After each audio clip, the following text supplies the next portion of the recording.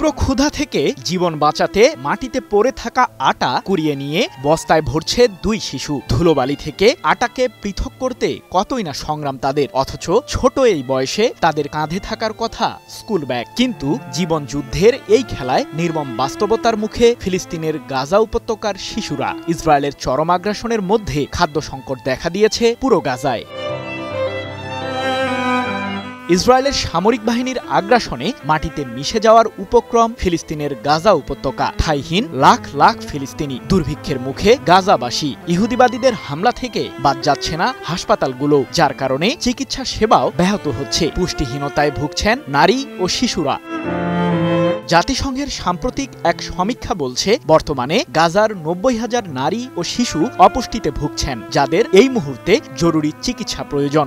এমনকি উপত্যকাটির প্রতি ৩ জনের মধ্যে একজন খাবার ছাড়াই দিন যাপন করছে। এক প্রতিবেদনে এমন তথ্যই জানিয়েছে ব্রিটিশ সংবাদ মাধ্যম দ্য গার্ডিয়ান।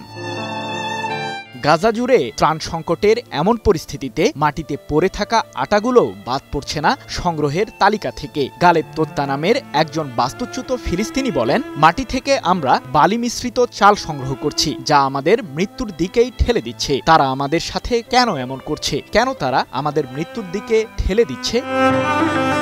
আন্তর্জাতিক চাপ ও তীব্র সমালোচনার মুখে ২৭ জুলাই থেকে গাজা জুড়ে প্রতিদিন ১০ ঘণ্টা সামরিক অভিযান বন্ধ রাখার ঘোষণা দিয়েছে ইসরায়েল। এছাড়াও প্রায় ২.৫ মাস বন্ধ থাকার পর আবারও গাজায় ত্রাণবাহী ট্রাক প্রবেশের অনুমতি দিয়েছে ইসরায়েলের আগ্রাসী বাহিনী। বর্তমানে প্রতিদিন প্রায় ৭০টি ত্রাণবাহী ট্রাক গাজায় প্রবেশ করছে, যদিও তা প্রয়োজনের তুলনায় অত্যন্ত কম।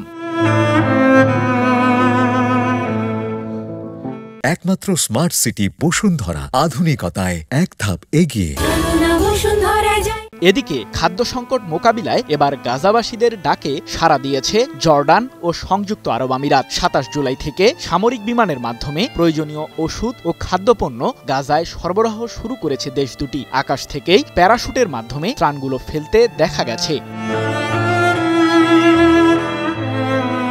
এখন পর্যন্ত জর্ডান ও সংযুক্ত আরব আমিরাতের ১৩০টি সামরিক বিমানের সাহায্যে প্রায় ১৫ টন ত্রাণ পাঠিয়েছে দেশ দুটি, যেগুলোতে টিনজাত খাবার ও শিশুদের জন্য বিভিন্ন ফর্মুলা খাদ্য সামগ্রী রয়েছে। সৃজন মাহমুদ, নিউজ 24।